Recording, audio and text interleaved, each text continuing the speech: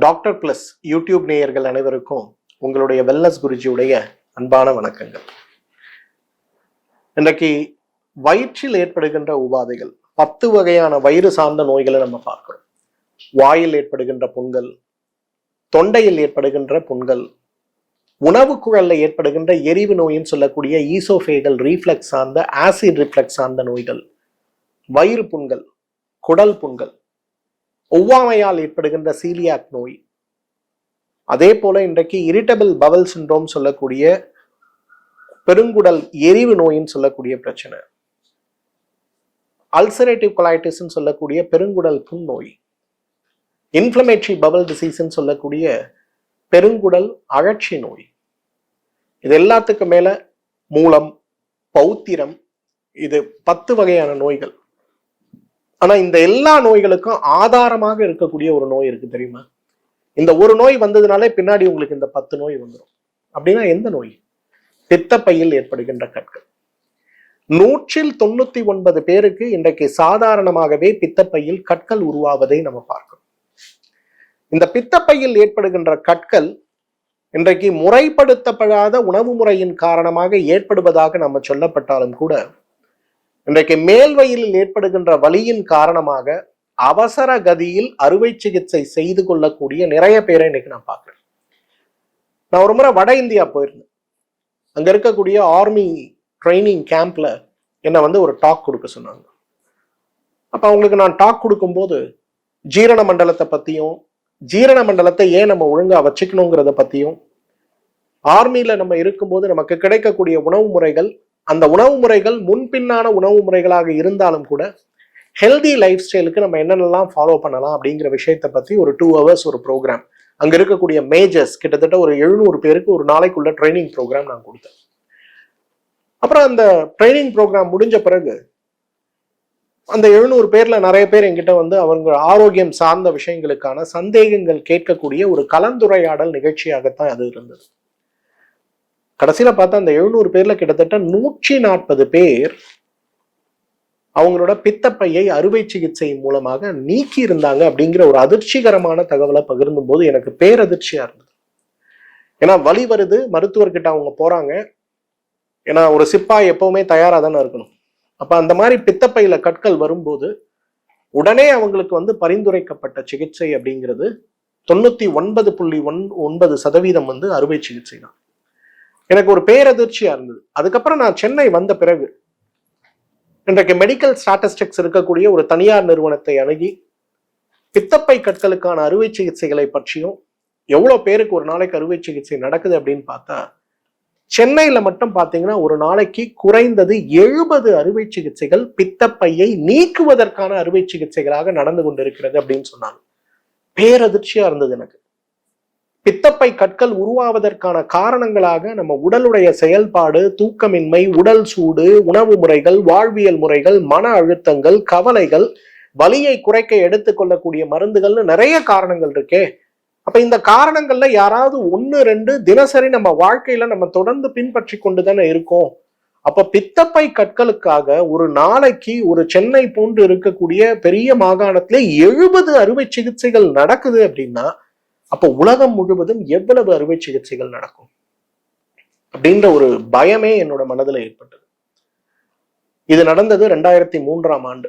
இப்பெல்லாம் 22 வருஷம் ஆச்சு. இன்னும் எவ்வளவு பேர் எவ்வளவு அறுவை சிகிச்சையோட போராடி கொண்டிருக்கிறார்கள், எத்தனை பேர் பித்தப்பையை இழந்து துயரத்தில் இருக்கிறார்கள் அப்படிங்கிறதே ஒரு கேள்விக்குறியான ஒரு விஷயம்தான். பித்தப்பை கற்கள் ஏன் ஏற்படுகிறது? 5 முக்கியமான காரணங்கள். முதல் காரணம் என்ன தெரியுமா? பதப்படுத்தப்பட்ட உணவுகளும் துரித உணவுகள்னு சொல்லக்கூடிய உணவுகளும் தான். இன்னைக்கு பதப்படுத்தப்பட்ட உணவுகள்னா ஃப்ரிட்ஜில் வச்ச உணவுன்னு நினைக்கிறோம். கிடையாதுங்க. நீங்க பாக்கெட்ல வாங்கி சாப்பிடக்கூடிய அத்தனை உணவுகளுமே 3 மாசம் கெடாது, 6 மாசம் கெடாது, 3 வருடங்கள் கெடாதுன்னு நீங்க வாங்கி சாப்பிடுகின்ற அத்தனை உணவுகளுமே, அதே போல இன்றைக்கு துரித உணவுகள்னு சொல்லக்கூடிய ஃபாஸ்ட் ஃபுட் அனைத்துமே பித்தப்பை கற்களை உருவாக்கும். 6 வயசு குழந்தைய கூட்டிட்டு வராங்க சார் பித்தப்பை கற்கள்ல. 6 வயசு குழந்தை நைட்டு 12 மணிலேருந்து வாந்தி எடுக்கிறான் சார். கடுமையான வயிறு வலியில குழந்தை 2 நாளா தூங்கவே இல்லை. டாக்டர் கிட்ட கூட்டு போய் ஸ்கேன் பண்ணா பித்தப்பையில 5 மில்லிமீட்டர் கல் இருக்கு, உடனே ஆப்ரேஷன் பண்ணுங்கிறாரு. என்ன சார் பண்றதுன்னு கூட்டிட்டு வராங்க. என்னமா சாப்பிட கொடுத்தீங்கன்னா, சார் சண்டே அன்னைக்கு மட்டும் நாங்க வந்து வெளியில இருந்து பிரியாணி வாங்கி சாப்பிடுவோம் சார், 5 வயசு குழந்தைக்கு. அப்ப யோசிச்சு பாருங்க, அந்த பிள்ளைங்களுக்கு பித்தப்பை கற்கள் 5 வயசு குழந்தைக்கே வருதுன்னா 45-50 வயசு இருக்கு நமக்கு. எனக்கு எத்தனை பெண் குழந்தைகள் இன்னைக்கு ஸ்விக்கி அண்ட் ஜொமேட்டோன்னு சொல்லக்கூடிய 2 ஹோம் டெலிவரியோட ஒரு மாத பிசினஸ் பாத்தீங்கன்னா கிட்டத்தட்ட இன்றைக்கு 6000 கோடி ரூபாய்கள். 6000 கோடி ரூபாய்களுக்கு இன்றைக்கு வணிகம் நடக்குது அப்படின்னா அப்ப எத்தனை 1000 வீடுகள்ல எத்தனை லட்சம் பேர் இன்றைக்கு வெளி உணவுகளை நம்ம வாங்கி சாப்பிடுறோம். அதுல இன்னொரு ரொம்ப அதிசயமான ஒரு ஸ்டாட்டிஸ்டிக்ஸ் கொடுக்குறாங்க. ஒவ்வொரு 3 செகண்டுக்கும் ஒரு பிரியாணி விற்கலாம் சார். ஒரு 3 செகண்டுக்கு ஒரு பிரியாணி இந்த ஆப்ஸ்ல ஆர்டர் ஆகுது. அப்ப யோசிச்சு பாருங்க நம்முடைய உணவு முறைகள், வாழ்வியல் முறைகள் எப்படி மாறி இருக்கு. அப்ப துரித உணவுகளும் பதப்படுத்தப்பட்ட உணவுகளும் முதல் காரணம். 2வது காரணம் தூக்கமின்மைங்க. யாரெல்லாம் ராத்திரியில சரியா தூங்கல, நைட் ஷிஃப்ட் பாக்குறோம், இல்ல வந்து ஈவினிங் ஷிஃப்ட்ல மதியானம் 3 மணிக்கு போய் ராத்திரி 2 மணி வரலாம் ஒர்க் பண்றோம், யாரெல்லாம் இதுல இருக்காங்களோ அவங்க அனைவருக்குமே ஏற்படக்கூடிய மற்றும் ஒரு மிகப்பெரிய பிரச்சனை என்னன்னா பித்தப்பையில் ஏற்படுகின்ற கற்கள் தான். இன்னைக்கு யாரெல்லாம் நைட்டு 10:30 மணி வரலாம் மொபைல்ல ஸ்க்ரோல் பண்ணிட்டு இருக்கீங்களோ உங்க எல்லாருக்கும் பித்தப்பை கற்கள் வருவதற்கான ரிஸ்க் இருக்குங்கிறத முதல்ல புரிஞ்சுங்க. இன்னைக்கு 11:30 மணி வரையிலும் டிவி பார்த்து கொண்டு இருக்கக்கூடிய பாட்டியும் தாத்தாவும் கூட இந்த ரிஸ்க் ஃபேக்டர்ல தான் இருக்காங்கன்றத புரிஞ்சுக்கணும். எல்லாம் நம்ம வந்து சின்ன பையன் மொபைல் பார்க்கறான் அவனுக்கு கல்லு வரும்னு சொல்லக்கூடிய பாட்டி 10:30 மணி வரலும் டிவி பார்த்துட்டு இருப்பான். அப்ப அவன் பார்த்தா அவனுக்கு கல்லு வரும், பாட்டிக்கு கல்லு வராதா? அப்படிலாம் கிடையாது. நம்ம எல்லாருக்குமே ஒரே ரிஸ்க் தானே. அப்ப தூக்கமின்மை பித்தப்பை கற்களுக்கு மிகப்பெரிய காரணமாக இருக்கிறது. இதை நம்ம எல்லாருமே புரிஞ்சுக்கணும். 3வது ரொம்ப முக்கியமான ஒரு ஃபேக்டர் என்ன தெரியுமா? இன்னைக்கு பித்தப்பை கற்கள் ஏற்படுவதற்கு அதீத எண்ணெயில் பொரித்த அசைவ உணவுகள். நீங்க ஆடு இறைச்சி வாங்குறீங்க, வாரத்துக்கு 1 நாள் தான் சாப்பிட்றீங்க. அந்த இறைச்சியை நம்ம பொதுவா செய்யற மாதிரி தண்ணீரில் வேக வைத்து குழம்பாக வைத்து அதுல அதிகமாக கொழுப்பு இல்லாத உணவுகளாக அதை மாற்றி நீங்க சாப்பிடும்போது பிரச்சனை கிடையாது, ஓரளவுக்கு குறைவு தான். ஆனா அந்த மட்டனை எடுத்து அப்படியே போட்டு எண்ணெயில போட்டு நான் சுக்கா பண்றேன், இல்ல வந்து லேம் ஃப்ரை பண்றேன் அப்படின்னு சொல்லி இன்னைக்கெல்லாம் பாத்தீங்கன்னா, ஒரு காலத்துல வட இந்தியாவில் லேம் ஃப்ரை வந்து பயங்கர ஃபேமஸ். நான் வட இந்தியாவில் இருக்கும் போதெல்லாம் பாத்தீங்கன்னா இந்த லேம் ஃப்ரை வந்து சண்டேல வந்து கிடைக்கிறதே கஷ்டமா இருக்கும். எனக்கு நான் இருந்த உத்தியோகத்துல எனக்கு வந்து வீட்டுக்கு சமயக்காரன் ஒருத்தன் கொடுத்துருந்தாங்க. அவன் நான் இருந்த இடத்துல இருந்து 15 கிலோமீட்டர் நீங்க டிராவல் பண்ணி போனாதான் உங்களுக்கு நல்ல ஆடு இறைச்சி கிடைக்கும். அவர் என்கிட்ட சொல்லவே மாட்டாரு. காலையில 4 மணிக்கெல்லாம் கிளம்பி அவர் போயிடுவாரு. நான் 7 மணிக்கு பிராக்டிஸ் போறதுக்கு முன்னாடி சண்டேல எனக்கு பிரேக்ஃபாஸ்ட் பண்ணணும் அப்படிங்கிறதுனால அவர் போய் அதை வாங்கிட்டு வந்து அதை செஞ்சு கொடுப்பாரு. நான் கேட்பேன், இந்த ஏன்பா இதெல்லாம் செய்யறாங்க, எங்க இருந்து நீங்க வாங்கிட்டு வரீங்கன்னா, சார் பக்கத்துல இருந்து தான் சார் வாங்குறேன் அப்படின்னு. அப்புறம் ஒரு நாள் கேட்கும்போது தான் சொன்னாரு, சார் இந்த கான்பூரோட மிகப்பெரிய ஒரு ஃபேமஸே லேம்பு தான் சார். வெள்ளாடோட இறைச்சி எலும்பு இல்லாம எடுத்து அதை வந்து எண்ணெயில் பொரித்து சாப்பிடுவது தான். எனக்கு ஒரே ஒரு முறை அவர் செஞ்சு கொடுத்தாரு, அவ்வளவு சுவையா இருந்தது. ஆனா அடுத்த முறை நான் அவர் செய்யும் போது சொன்னேன், ஐயா இதை தொடர்ந்து சாப்பிட்டேன்னா எனக்கு மாரடைப்பு வரும், பித்தப்பை கல் வரும், சிறுநீரக கற்கள் வரும், அதனால தயவு செய்து இதெல்லாம் எனக்கு செய்யாதீங்க அப்படின்னு சொல்லி நான் அவரை மாத்தினேன். எதுக்காக சொல்றேன்னா, வாரம் ஒரு முறை ஆடு இறைச்சி எடுக்கிற குடும்பங்கள்ல தான் நம்ம குடும்பங்கள் இல்லைங்களா? இன்னைக்கு 199 குடும்பங்கள் வாரம் ஒரு முறை அசைவம் சாப்பிடுகின்ற குடும்பங்கள் தான். அது கோழியா இருக்கட்டும், ஆடா இருக்கட்டும், மீனா இருக்கட்டும், இறாலா இருக்கட்டும், எந்த வகையான அசைவ உணவாக இருந்தாலும் கூட அந்த அசைவ உணவை நாம் சாப்பிடும்போது அது நம்ம உடம்புல மிகப்பெரிய பாதிப்பை ஏற்படுத்துவதற்கான காரணம் அதை எண்ணெயில் பொரித்த உணவாக சாப்பிடுவது. ஸோ இது ரொம்ப பெரிய காரணம். 4வது காரணம் என்ன தெரியுமா? எல்லாமே ஆச்சரியப்படுவீங்க, ஊறுகாய் சாப்பிட்டா பித்தப்பையில கல் வருங்க. இன்னைக்கெல்லாம் நம்மலாம் நினைச்சுக்கிறோம் ஊறுகாய் இல்லாத உணவு வந்து நமக்கு அவ்வளவு நல்லது இல்லை அப்படின்னு சொல்லி. இன்னைக்கெல்லாம் ஸ்வீட் ஸ்டால்லாம் நான் பாக்குறேன், 40 வகையான ஊறுகாய் வச்சிருக்கான் சார். பாவக்காய் ஊறுகாய், கேரட் ஊறுகாய். சரி, இது சைவகாரன் தான் இதை பண்றான் அப்படின்னு பார்த்தா, ஒரு அசைவ கடைக்குள்ள போய் ஒரு சூப்பர் மார்க்கெட்ல பார்த்தா எறா ஊறுகாய், நண்டு ஊறுகாய், மீன் ஊறுகான்னு சொல்லி அவன் ஒரு 40 வெரைட்டி வச்சிருக்கான். நான் அந்த கடைக்காரர்கிட்ட முதலாளி கிட்ட கேட்கிறேன், ஐயா இதெல்லாம் விக்குதுங்களா அப்படின்னா, சார் என்ன சார் கேட்குறீங்க, மாங்காய் ஊறுகாய் கூட இப்ப யாரும் வாங்குறது இல்லை சார், மீன் ஊறுகாவை தான் சார் வாங்கிட்டு போறாங்க அப்படின்னு. அப்பதான் யோசிச்சு பார்த்தேன், அட பாவீங்களா, எவ்வளவு ஊறுகாய் என்னென்னலாம் பண்ணா விஷமா மாறுமோ அத்தனையும் பண்ணி சாப்பிட்டுட்டு எனக்கு நோய் பெருசா வந்துருச்சுன்னு ஆண்டவன் கிட்ட போய், ஆண்டவனே நான் என்ன பாவம் பண்ண எனக்கு நோய் வந்ததுன்னு கேட்கிற கேள்வி நம்ம கேட்டுட்டு இருக்கோம். ஊறுகாய் தொடர்ந்து சாப்பிட்டா பித்தப்பை கல் வரும். இன்றைக்கு இயற்கை மருத்துவத்துல மருத்துவ ரீதியாக பரிந்துரைக்கப்படுகின்ற ஒரே ஒரு ஊறுகாய், 2 ஊறுகாய் சொல்லலாம். 1 நார்த்தங்காய் ஊறுகாய், உப்பிலிட்ட நார்த்தங்காய் ஊறுகாய். இரண்டாவது நெல்லிக்காய் ஊறுகாய். இந்த 2 ஊறுகாயை தவிர மற்ற எல்லா ஊறுகாயும், நார்த்தங்காய் நமக்கு கிடைக்கலன்னா நம்ம எலுமிச்சை ஊறுகாய் போட்டுக்கிறோம். எலுமிச்சை அல்லது நார்த்தங்காய் அல்லது நெல்லிக்காய், இந்த 3 ஊறுகாய் தவிர எந்த ஊறுகாயும் உங்களுக்கு பித்தப்பையில கற்களை உருவாக்கும். நல்லா ஞாபகம் வச்சுங்க. 5வது உடல் கழிவுங்க. இன்னைக்கு யாருமே டீடாக்ஸ் பண்றது கிடையாதுங்க. ஏதாவது பொருள் தெரியாம சாப்பிட்டு வயிற்றுக்குள்ள போய் வயிறே பேதியை உருவாக்கினாதான் டீடாக்ஸ் ஆகக்கூடிய ஒரு நிலையில தான் நம்ம எல்லாரும் இருக்குமே தவிர, நம்ம யாருக்குமே முறையாக மருத்துவ ரீதியாக டீடாக்ஸ் செய்து கொள்ளக்கூடிய பழக்கம் இல்லாம இருக்கிறதுனால பித்தப்பையிலிருந்து சுரக்கக்கூடிய அமிலங்கள் இருக்கக்கூடிய உப்புத்தன்மை அதிகமாகிறதுனால நமக்கு கற்கள் உருவாகிறத நம்ம பார்க்கிறோம். இப்ப நான் சொன்ன 5 ரீசன் எல்லாமே உங்க இருக்கு இல்லையா? இந்த 5 ரீசன்ல பெரும்பாலான காரணங்களை நம்ம எல்லாருமே வச்சிருக்கோம். கொஞ்சம் இதை மாற்ற முடியுமான்னு பார்க்கணும். பித்தப்பை கற்கள் 2 பெரிய வகை, நிறைய வகைகள் இருந்தாலும் 2 பெரிய வகை தான் பார்க்கிறோம். ஒன்று கொழுப்பினால் உருவாகக்கூடிய கற்கள், இன்னொன்று ஈரல் சுரக்கக்கூடிய அமிலங்கள், பிலிருபின் சார்ந்த உப்புகள் அதிகமாகும் போது உருவாகக்கூடிய கற்கள். 2 வகையான கற்களை நம்ம பார்க்கிறோம். பித்தப்பையில கற்கள் இருக்கு, வலி கிடையாது, வேதனை கிடையாது, பசி நல்லா இருக்கு, ஜீரணம் நல்லா ஆகுது, எல்லாமே சரியா இருக்கு. இருந்தாலும் பித்தப்பை கற்களால என்ன பிரச்சனை ஏற்படலாம்? பித்தப்பை கற்கள் அதிகமாகும் போது, பாதையை அடைக்கும் போது அப்ஸ்ட்ரக்டிவ் ஜாண்டிஸ் சொல்லக்கூடிய மஞ்சள் காமாலை நோய் நமக்கு ஏற்படலாம். பித்தப்பையில் இருக்கக்கூடிய கற்கள் அதீத சிரமத்தை நமக்கு உருவாக்கும் போது ஜீரண மண்டலம் கடுமையாக பாதிக்கப்படலாம். நான் சொன்ன 10 வகையான நோய்களும் உங்களுக்கு ஏற்படுவதற்கு பித்தப்பையில் இருக்கக்கூடிய கற்கள் ஒரு மிகப்பெரிய காரணம்னு சொல்லலாம். அறுவை சிகிச்சை இல்லாம எப்படி சார் பித்தப்பை கற்களை நான் குணப்படுத்த முடியும்? 5 வழிமுறைகள், சுலபமான வழிமுறைகள் சொல்றேன். ஃபர்ஸ்ட் வழிமுறை டீடாக்ஸுங்க. இன்னைக்கு உடல் கழிவு நீக்கத்தை போல பித்தப்பையில் இருக்கக்கூடிய கற்களை மாற்றுவதற்கு, குணமாக்குவதற்கு பெரிய ஒரு சிகிச்சையே கிடையாதுங்கிறது என்னுடைய ஆணித்தரமான ஒரு நம்பிக்கைங்க. ஒரு IAS ஆபீசர் என்னை பார்க்க வந்திருந்தார்.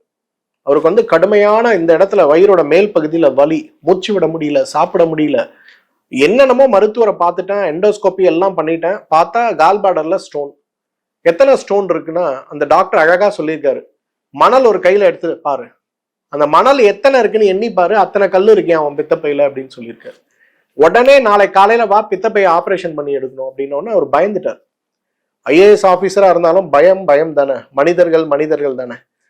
அப்ப அவருடைய நண்பர் ஒருத்தர்கிட்ட பேசும்போது, இல்ல நீ போய் சாரை பாரு, சார் கொடுக்கக்கூடிய ட்ரீட்மெண்ட் அவரால் முடிஞ்சதுன்னா ட்ரீட்மெண்ட் கொடுப்பாங்க, முடியாதுன்னா சர்ஜரி பண்ண சொல்லுவாங்க, போய் ஒரு ஒப்பீனியன் வாங்கிக்கோ அப்படின்னு அனுப்பிச்சு விட்டாரு. அவர் என்னை பார்க்கும்போது அவர் IAS ஆஃபீஸர்லாம் சொல்லலை, அவர் சாதாரணமாக பேஷண்ட் மாதிரி வந்தார். நாடிலாம் பார்த்து நான் 3 கேள்விதான் கேட்டேன். உங்களுக்கு அடிக்கடி தலைவலி, ஒத்த தலைவலி வருதா? வருது சார்னாரு.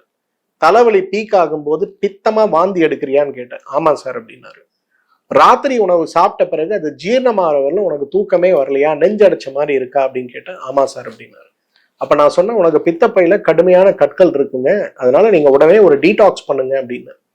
அப்ப அவர் என்ன கேட்டார். அப்புறம் தான் ஒரு ரிப்போர்ட்ஸ் எல்லாம் எடுத்து ஒன்னொன்னா கையில கொடுக்குறாரு. வரும்போது எதுவுமே சொல்லல, சேரை பார்க்கணும், நாடி கன்சல்டேஷன், வேற எதுவுமே சொல்லல.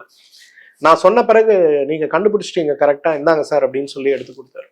பார்த்தா பித்தப்பையில மல்டிபிள் ஸ்டோன்ஸ், பித்தப்பை முழுவதுமே கற்களால் நிரம்பி இருக்கு அப்படிங்கிற மாதிரி ஒரு ரிப்போர்ட். இப்ப நான் சொன்ன ஒரு 6 நாளைக்கு நான் ஒரு நெய் மருந்து கொடுக்குறேன். நீங்க என்னதான் சர்ஜிக்கல் ப்ரொசீஜர்னு போனாலும் ப்ரீ சர்ஜிக்கல் டெஸ்டிங்லாம் உங்களுக்கு இருக்கும். 7 நாள் கழிச்சு உங்களுக்கு லீவ் எல்லாம் வந்த பிறகுதான் போகணும்னு சொல்றீங்க. அந்த 7 நாளைக்கு நான் சொல்றதை மட்டும் ஃபாலோ பண்ணுங்கன்னு ஒரு 6 நாளைக்கு நெய் மருந்து. காலையில முதல்ல 30 மில்லி, 2வது நாள் 45, அப்புறம் 60, அப்புறம் 75, 90, 105 கொடுத்து 7வது நாள் பேதிக் மருந்து கொடுத்து இந்த 7 நாளைக்கு என்ன டயட் ஃபாலோ பண்ணோம் அப்படின்றத கொடுத்தேன். 7 நாள் முடிஞ்சது. 8வது நாள் காலையில எனக்கு ஃபோன் பண்ணாரு. இப்ப நான் என்ன சார் பண்ணணும்னாரு. நீங்க போய் ஒரு ஸ்கேன் எடுத்துட்டு வாங்க அப்படின்னு. எங்க எடுக்கட்டும்னாரு. எந்த டாக்டர் கிட்ட முதல்ல போய் பாத்தீங்களோ அதே டாக்டர் கிட்ட போய் ஸ்கேன் எடுத்துட்டு வாங்க. அப்ப அந்த டாக்டர் கிட்ட போய் ஒரு அல்ட்ராசவுண்ட் எடுக்கும்போது டாக்டர் ஒரு 20 நிமிஷமா தேடி பாக்குறாராம். என்னன்னு பார்த்தா கல்லே இல்ல. அங்க கல்லு இருந்தா தானே. அவர் இல்லைங்க, எப்படிங்க இவ்வளவு கல்லு உங்களுக்கு ஒரு வாரத்துல டீடாக்ஸ் ஆக முடியும், அதெல்லாம் வாய்ப்பே கிடையாது, ஒரு MRI எடுத்துருங்க அப்படின்னு. MRI எடுத்து பார்த்தா அதுல ஒரு கல் கூட கிடையாது, எல்லாமே மாறி போச்சு. அப்ப இந்த ஒரு வாரத்திலேயே அந்த கற்கள் அறுவை சிகிச்சை இல்லாமல் குணப்படுத்துவதற்கு பிரைமரியா நமக்கு உதவி செஞ்சது எது அப்படின்னு பாத்தீங்கன்னா டீடாக்ஸ் தான். அந்த பித்தப்பை மட்டுமல்ல, இன்னைக்கு உடம்புல ஏற்படுகின்ற எந்த நோயையும் வீரியமாக வேகமாக நம்ம கட்டுப்படுத்தணும்னா டீடாக்ஸ் தான் ஒரு சிறந்த சிகிச்சை. ஸோ டீடாக்ஸ் எடுக்கும்போது நம்ம உடம்புல அவ்வளவு மாற்றங்கள் சீராக வருவதை நாம் பார்க்க முடியும். ரெண்டாவது விஷயம், டீடாக்ஸ் நம்ம பண்றோம், வேற என்ன சார் நம்ம பண்ணலாம்? 5 மில்லி எலுமிச்சை சாறு, 5 மில்லி ஆலிவ் ஆயில், 3 பல் பூண்டுங்க. எலுமிச்சை சாறு ஒரு டேபிள் ஸ்பூன் எடுத்துங்க, ஆலிவ் ஆயில் ஒரு டேபிள் ஸ்பூன் எடுங்க, நல்ல பல் பூண்டு நல்ல பூண்டா எடுங்க, நல்லா பேஸ்ட் பண்ணி மிஸ் பண்ணி சாஃப்ட் பேஸ்டா மாத்தி இதெல்லாம் கலந்துருங்க. இதை காலையில வெறும் வயிற்றுல சாப்பிடுங்க. சாப்பிட்டு ஒரு 1/2 கிளாஸ் வெந்நீர் குடி. இதை ஒரு மண்டலம் 48 டேஸ் பண்ணுங்க. ஆனா இந்த 48 டேஸ் எந்த நான் வெஜிடேரியன் ஃபுட்டும் சாப்பிடக்கூடாது, எந்த எண்ணெய் பலகாரமும் சாப்பிடக்கூடாது. நான் வந்து வேர்க்கடலை சாப்பிட்டேன், நான் எள்ளுருண்டை சாப்பிட்டேன், வீட்டுல பண்ணது தானேன்னு கூட கிடையாது. எந்த எண்ணெய் வித்துக்களும் உலர்ந்த பழங்களும் கூட இருக்கக்கூடாது. நீங்க வழக்கமா இட்லிக்கு பொடி வச்சு சாப்பிட்ற ஆளா இருந்தா கூட நெய்யோ அல்லது எண்ணெயோ போடாம அதை சாப்பிடணும். கரெக்டா பண்ணுங்க, 48 டேஸ் பண்ணுங்க. 180 பேருக்கு பாத்தீங்கன்னா அந்த 48 நாட்கள்லயே அந்த பித்தப்பை கற்கள் குணமாகி இருக்கிறத பார்க்கலாம். மீதி 20% பேருக்கு குணம் ஆகலைன்னா கூட அந்த கற்களுடைய சதவீதமும் அளவும் பெரிய அளவுல குறைந்து போயிருக்கிறத பார்க்க முடியும். இதை விட சிம்பிள் ரெமெடி என்ன இருக்க முடியும்? 5 மில்லி ஆலிவ் ஆயில், 5 மில்லி எலுமிச்சை சாறு, 3 பல் பூண்டு எல்லாம் ஒன்னா கலந்து காலையில எழுந்த உடனே ஃபர்ஸ்ட் ஒரு 300 ml தண்ணி குடிங்க, வாய் கொப்பளிங்க. அடுத்து இதை சாப்பிட்டுட்டு ஒரு கிளாஸ் வெந்நீர் குடிச்சிருங்க, வேற ஒன்றும் வேண்டாம். தேர்ட் எக்ஸலண்ட் ரெமெடி என்ன தெரியுமா? ஆப்பிள் ஜூஸுங்க. காலையில பிரேக்ஃபாஸ்ட்க்கு முன்னாடி ஒரு ஆப்பிள் எடுத்து, ஒரு 200 கிராம் இருக்க ஆப்பிள் ஒன்று எடுத்து நல்லா நறுக்கி அதை போட்டு அதுல ஒரு 300 ml ஆர் 400 ml தண்ணியை போட்டு நல்லா மிக்சியில மைய அதை அரைங்க. அரைத்து எடுக்கக்கூடிய அந்த ஆப்பிள் ஜூஸ் இருக்குல்ல, இதை காலையில பிரேக்ஃபாஸ்ட்க்கு முன்னாடி சாப்பிடுங்க. வெறும் வயிற்றுல சாப்பிடணும்னு அவசியம் இல்லை, பிரேக்ஃபாஸ்ட்க்கு முன்னாடி. இல்ல சார் பிரேக்ஃபாஸ்ட்ல சாப்பிட முடியாதுன்னா லஞ்ச். சார் பிரேக்ஃபாஸ்ட் நான் காலையிலேயே வேலைக்கு போயிடுறேன் சார், சாயந்தரம் தான் வீட்டுக்கு வருவேன், டின்னருக்கு முன்னாடி ஏதோ ஒரு வேலைக்கு ஒரு நாளைக்கு ஒரு ஆப்பிள் 150-200 கிராம் இருக்கக்கூடிய ஆப்பிளுக்கு 400 மில்லி தண்ணீரை சேர்த்து அரைத்து எடுக்கக்கூடிய இதை வந்து சாப்பிட முடியுமான்னு பாருங்க. Fourth very important, very effective, very easy remedy, கரிசலாங்கண்ணி கீரையை சாப்பிட்றதுங்க. ஒரு கைப்பிடி கரிசலாங்கண்ணி கீரை எடுத்துங்க, ஒரு 50 கிராம்னு வச்சுங்களேன். அது கூட வந்து ஒரு 25 மிளகுங்க, சாதாரண குறுமிளகு. இந்த மிளகை போட்டு லேசா நம்ம கடாயில போட்டு எண்ணெய் போட்டு, நல்லெண்ணெய் கொஞ்சமா போட்டு, இல்ல விளக்கெண்ணெய் ஒரு 10 கொஞ்சமா போட்டு தாளிச்சு அதுல அந்த கீரையை போட்டு தாளிச்சு ஸ்லிம்ல வச்சு தட்டு போட்டு மூடி ஒரு 5 நிமிஷம் அப்படியே வேக விடுங்க. எடுத்து பாத்தீங்கன்னா இவ்வளோ கீரை இருந்தது இவ்வளோ குறைவா மாறி இருக்கிறத பார்க்க முடியும். அதை அப்படியே எடுத்து ஒரு கல்வத்துல போட்டு நல்லா அரைச்சி ஒரு விழுது மாதிரி செஞ்சீங்கன்னா ஒரு கொட்டை பாக்களவு விழுதா அது கிடைக்கும் உங்களுக்கு. இதை காலையில வெறும் வயிற்றுல லபக்குன்னு முழுங்கிட்டு ஒரு கிளாஸ் தண்ணி குடிக்கும். ஆலிவ் ஆயிலை விட, ஆப்பிளை விட இந்த கரிசாலை மிளகு இந்த ஒரு விழுது வந்து பெரிய அளவுல பித்தப்பை கற்களுக்கு மருந்துங்க. இங்க வரவங்க எல்லாம் பாத்தீங்கன்னா 24 மில்லிமீட்டர் 32 மில்லிமீட்டர் அளவுக்கு கற்களோட வருவாங்க. எல்லாம் மல்டிபிள் ஸ்டோன்ல தான் வருவாங்க, சிங்கிள் ஸ்டோன்ல வரவங்க யாருமே கிடையாது. கும்பகோணத்துல ஒரு ரிட்டையர்டு ஹெட் மிஸ்ட்ரஸ் அந்த அம்மா வந்திருந்தாங்க என்ன பார்க்க. அவங்க சொன்னது, சார் வந்து எனக்கு பித்தப்பை கல்லு பாருங்க சார் இவ்வளோ இருக்கு, 82 இயர்ஸ் சார், எனக்கு பசங்கள்லாம் சர்ஜரி பண்ண சொல்லி பயங்கர ப்ரெஷர் பண்றாங்க, இந்த கல்லுனால ஜீரணம் இல்லை, என்னால் சாப்பிட முடியல, ப்ளீஸ் எனக்கு ஏதாவது உதவி செய்யுங்க அப்படின்னா. அவங்களுக்கு ஃபர்ஸ்ட் டீடாக்ஸ் கொடுத்தேன், அவங்களோட கற்கள் 50% குறைஞ்சது. அடுத்து அவங்களுக்கு கொடுத்ததே இந்த கரிசாலை தான். ஏன்னா அவங்க வந்து வயல் சார்ந்த பூமிகள்ல இருக்கிறதுனால எனக்கு கரிசலாங்கண்ணி நிறைய கிடைக்கும்னு சொன்னாங்க. அப்ப நான் இதை பண்ண முடியுமா அப்படின்னு கேட்கும்போது, இதை விட எனக்கு என்ன சார் பெரிய வேலை இருக்கு, நான் பண்றேன் சார்ன்னு சொல்லி 90 நாட்கள் தொடர்ந்து ஃபாலோ பண்ணாங்க. 90 நாட்களுக்கு பிறகு பார்க்கும்போது பித்தப்பையில சுத்தமா கல்லே கிடையாது, கிளீன் ஆயிடுச்சு. அவங்க வழக்கமா போகக்கூடிய 35 வருஷமா போகக்கூடிய கைனகாலஜிஸ்ட் அதை பார்த்துட்டு, நீ டாக்டரோட ஃபோன் நம்பரை கூட, எனக்கே பித்தப்பை கல் இருக்கு, நான் போய் சேர பாக்குறேன்னு சொல்லிட்டு என்னை வந்து பார்த்தாங்க. வரும்போது இந்த அம்மா கூட வந்து ரிப்போர்ட்ஸ் எல்லாம் ஒரு 10 பேஷண்டோட ரிப்போர்ட் கொண்டு வந்தாங்க. சார் இதெல்லாம் நீங்க இப்படி ஹெல்ப் பண்ண முடியும்னு எனக்கு தெரியாது சார், ப்ளீஸ் கொஞ்சம் ஹெல்ப் பண்ணி கொடுங்க சார், நான் என்ன பண்ணட்டும் அப்படின்னா. அப்புறம் அவங்களுக்கான உணவு முறைகள்லாம் கொடுத்து நான் அனுப்பி கொடுத்தேன். எதுக்காக இதை சொல்றேன்னா, இன்னைக்கு வேறு மருத்துவ முறையை சார்ந்த மருத்துவர்களாக இருந்தாலும் யாருமே அறுவை சிகிச்சையை விரும்புவது கிடையாதுங்கிறது தான் ஒரு உண்மையான விஷயம். வேற வழி இல்லை செய்யணும்னு தான் எல்லாரும் ஆப்ரேஷன் பண்றாங்களே தவிர, வேற வழி இருந்தா ஏன் அவங்களும் ஆப்ரேஷன் ரெக்கமெண்ட் பண்ண போறாங்க? ஸோ இந்த கரிசாலை வந்து அவ்வளவு சிறந்த ஒரு மருந்து. சார் நீங்க சொன்ன 4 விஷயமும் என்னால பண்ண முடியாது, எனக்கு ஆலிவ் ஆயில் பிடிக்காது, நாங்க பரம்பரையா பூண்டே சாப்பிட மாட்டோம் சார், டீடாக்ஸ் பண்றதுக்குலாம் எனக்கு டைமே கிடையாது சார், ஐயோ ஆப்பிளா அதை பார்த்தாலே எனக்கு வாந்தி வரும் சார், சார் நான் மெல்பர்ன்ல உட்காந்துருக்கேன் சார், எங்க சார் நான் கரிசாலைக்கு போறது, அப்ப நான் என்ன சார் பண்றது? அமிர்தல்ஸ் மாத்திரைகள். இன்னைக்கு இந்த 4 பொருட்கள் உங்களால உபயோகப்படுத்த முடியும்னா ஃபர்ஸ்ட் ப்ரையாரிட்டி இந்த 4க்கு தான் நீங்க கொடுக்கணும். இந்த 4 பண்ண முடியாதுன்னு நீங்க யோசிச்சீங்கன்னா அமிர்தல்ஸ் மாத்திரைகள். காலை 2, மதியம் 2, இரவு 2, 3 வேளையும் 2 மாத்திரைகள் உணவுக்கு முன்பு சாப்பிடுங்க. நீங்க அதை சாப்பிட ஆரம்பிக்கும் போது உங்களுடைய ஆரோக்கியம் மிகப்பெரிய அளவில் மேம்படுவது மட்டுமல்ல, ஒரு 6 மண்டலங்கள் தேவை. ஒரு மண்டலம்னா 48 நாட்கள், 6 மண்டலங்கள் நல்ல உணவு முறையோடு, உடற்பயிற்சிகளோடு, வாழ்வியல் முறைகளோடு இந்த அமிர்தல்ஸ் மாத்திரைகளை காலை 2, மதியம் 2, இரவு 2ன்னு சாப்பிட்டீங்கன்னா உங்களோட பித்தப்பையில் இருக்கக்கூடிய அந்த கற்கள் எங்கே அப்படின்னு தேடக்கூடிய அளவுக்கு காணாமல் போய்விடுவதை பார்க்க முடியும். அறுவை சிகிச்சை இல்லாமல் இன்றைக்கு சில நோய்களை நம்மால் குணப்படுத்த முடியும். மருந்துகள் மட்டும்தான் தீர்வு அப்படின்றது இல்லாமல் கூட உணவை கொண்டே நம்ம உடம்பில் இருக்கக்கூடிய நிறைய நோய்களை நாம் அறுவை சிகிச்சை இல்லாமல் குணப்படுத்தி கொள்ள முடியும். ஆனால் எடுக்கக்கூடிய முயற்சியை கன்சிஸ்டண்டா நம்மளால செய்ய முடியுமான்னு பார்க்கணும். சிங்கப்பூர்ல இருக்கக்கூடிய ஒரு பெரிய சூப்பர் மார்க்கெட் செயின், அதோட சேர்மேன் என்ன பார்க்க வந்திருந்தார். Same problem, stomach pain.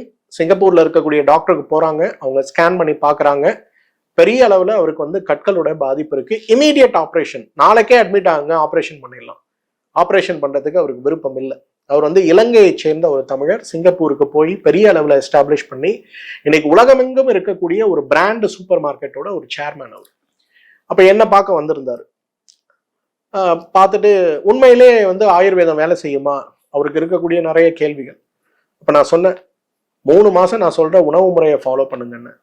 அவர் சொன்னாரு, சார் நான் கண்ட்ரியா டிராவல்லாம் பண்றேன் சார், என்னாலாம் பண்ண முடியாது சார், நீங்க எனக்கு சிம்பிளா ஏதாவது ஒரு ரெமெடி சொல்லுங்கன்னும் போது அவருக்கு அமிர்தல்ஸ் வகை சார்ந்த மருந்துகள், அமிர்தல்ஸ் கேப்சூல் கொடுத்தேன், அமிர்தல்ஸ் காயகல்ப மருந்து கொடுத்தேன். மலச்சிக்கல் அவருக்கு பிரச்சனையா இருந்ததுனால டீடாக்ஸ் சூரணம் சொல்லக்கூடிய ஒரு மருந்து, ஒரு 3 மருந்துகள் கொடுத்து உணவு முறை எவ்வளவு முடியுமோ ஃபாலோ பண்ணுங்க, யோகா என்ன பண்ணணும், மூச்சு பயிற்சி என்ன பண்ணணும். கழிவு நீக்கம் அவருக்கு விருப்பம் இல்லை சார், என்னாலாம் அந்த ஒரு வாரம்லாம் ஸ்ட்ரிக்டா இருக்க முடியாது சார், பரவாயில்ல சார் நான் 72 இயர்ஸ் ஆச்சு, எவ்வளவு நாள் இருக்க முடியுமோ இருந்துக்கிறேன் சார்ங்கிற முடிவுக்கு வந்துட்டாரு. கரெக்டா 100 டேஸ் கழிச்சு திருப்பி அவரோட செக்அப் சிங்கப்பூர்ல அவர் போய் பார்க்கும்போது கற்கள் 65% குறைந்திருந்தது. அவருக்கே பெரிய ஆச்சரியம், அங்க இருக்கக்கூடிய கேஸ்ட்ரோஎன்ட்ராலஜிஸ்ட்க்கு அதை விட பெரிய ஆச்சரியம். எப்படி இது குறைஞ்சது, இது பாசிபிளே கிடையாது, உண்மையை சொல்லு, நீ என்ன மருந்து சாப்பிட்ற அப்படின்னு அவங்க கேட்கும்போது அவர் இந்த மாதிரின்னு சொல்லும்போது இட்ஸ் ஒர்க்கிங் ஃபார் யூ, மற்ற பேராமீட்டர்ஸ்லாம் உனக்கு நல்லா இருக்கு, இதையே ஃபாலோ பண்ணு அப்படின்னு சொன்னாங்க. யோசிச்சு பாருங்க, நம்மள எத்தனை பேர் அவசரப்பட்டு ஆபரேஷன் பண்றோம்.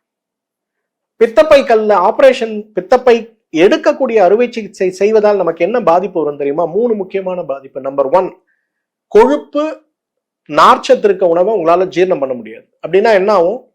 நீங்க சாப்பிட்ட உடனே பேதியாக ஆரம்பிச்சிடும். ஒரு நாளைக்கு 4 முறை 5 முறை பேதி ஆகும்.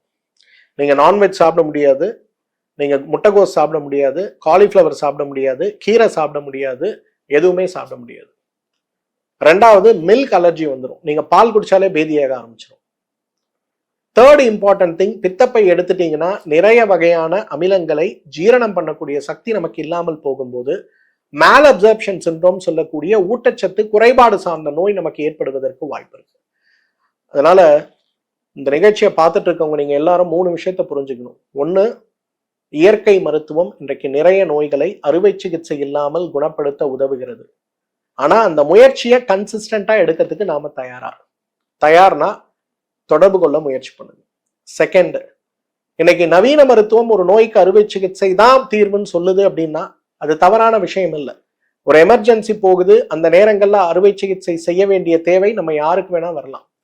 ஆனா டீடாக்ஸ் சிகிச்சை மூலமாக அந்த மாதிரி ஒரு நிலை வராமல் தடுக்கக்கூடிய சக்தி நம்ம உடம்புக்கு இருக்கு, சிகிச்சைக்கு இருக்குங்கிறத புரிஞ்சு வருஷத்துக்கு ஒரு முறையாவது டீடாக்ஸ் எடுக்க முடியுமா அப்படிங்கிறத பார்க்கணும். 3rd இம்பார்ட்டன்ட் திங், முடிஞ்ச அளவுக்கு வெளி உணவை சாப்பிடாதீங்க. இன்னைக்கு இறைவனே ஒரு ஹோட்டல் வச்சாலும் அவருடைய லாபத்திற்காக மட்டும்தானே தவிர நம்முடைய ஆரோக்கியத்திற்காக கிடையாது. அப்ப பதப்படுத்தப்பட்ட உணவுகள், பாக்கெட்டுகள்ல வரக்கூடிய உணவுகள், இன்றைக்கு மாவு அரைக்கிறோம்ல, அந்த மாவை கூட நம்ம வெளியில இருந்து வாங்குறோம். மாவு அரைப்பவருக்கு என்ன நோய் இருக்குன்னு நமக்கு தெரியாதுங்க. அப்ப மாவு அரைப்பவருக்கு என்ன நோய் இருக்குன்னு நமக்கு தெரியாது. அவங்களுக்கு ஹெப்படைட்டிஸ் பி இருக்கலாம், அவங்களுக்கு டைஃபாய்டு இருக்கலாம், அவர்களுக்கு வந்து குடல் புழுக்களுக்கான நோய்கள் இருக்கலாம். அவங்க மாவு அரைக்கும் போது 12 மணி நேரம் 15 மணி நேரம் அரைக்கும் போது அந்த கண்டாமினேஷன் நம்ம உடம்புக்குள்ள போய் கூட நமக்கு நிறைய நோய்களை உருவாக்கும். இதை யாருமே நம்ம பார்க்கறது இல்லை. இன்னைக்கு ஹெப்படைட்டிஸ் பி பெரிய அளவில் பரவுவதற்கு காரணமே இந்த மாதிரி பதப்படுத்தப்பட்ட உணவுகள், சாதாரணமாக சுகாதாரமான இடத்தில் செய்யாமல் வரக்கூடிய உணவுகள் தான். அதனால கொஞ்சம் வெளி உணவுகளை தவிர்க்க முடியுமான்னு பாருங்க. இந்த வீடியோ உங்க எல்லாருக்கும் பயனுள்ளதா இருக்கும் நிச்சயமா நான் நினைக்கிறேன். ஏன்னா நிறைய பேர் வந்து ஐயோ இந்த நோய் வந்துருச்சே வேற வழி இல்லையேன்னு மனக்குமரலில் இருக்கக்கூடிய பெற்றோர்களும் இன்றைக்கு கணவன்களும் மனைவிகளும் இருக்கிறத பாக்குறேன். இந்த வீடியோவை உங்களோட ஃப்ரெண்ட்ஸுக்கு ஷேர் பண்ணுங்க. உங்களுடைய வாட்ஸ்அப் குரூப்பு, உங்களுக்கு இருக்கக்கூடிய கம்யூனிட்டி, டெலிகிராம் எல்லாத்தையும் அதை ஷேர் பண்ண முடியுமான்னு பாருங்க. இந்த வீடியோ சார்ந்த கேள்விகள் சந்தேகங்கள் உங்களுக்கு இருக்குன்னா இந்த வீடியோவோட கமெண்ட் செக்ஷன்ல அதை கேட்க முடியுமான்னு பாருங்க. இதை விட முக்கியம், இந்த நான் சொன்ன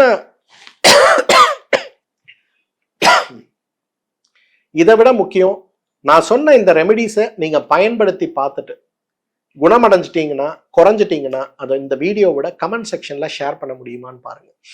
ஏன்னா உங்களுடைய ஒரு குணம் அப்படிங்கிறத ஒரு அனுபவமாக நீங்க ஷேர் பண்ணும்போது இந்த வீடியோவை பார்க்க போற நிறைய பேருக்கு அது ஒரு வழிகாட்டியாக இருக்கும் அப்படிங்கிறத நம்ம புரிஞ்சுக்கணும். மீண்டும் மற்றும் ஒரு நிகழ்ச்சியில சந்திப்போம். அதுவரை உங்களிடமிருந்து விடைபெறுவது உங்களுடைய வெல்னஸ் குருஜி. நன்றி, வணக்கம்.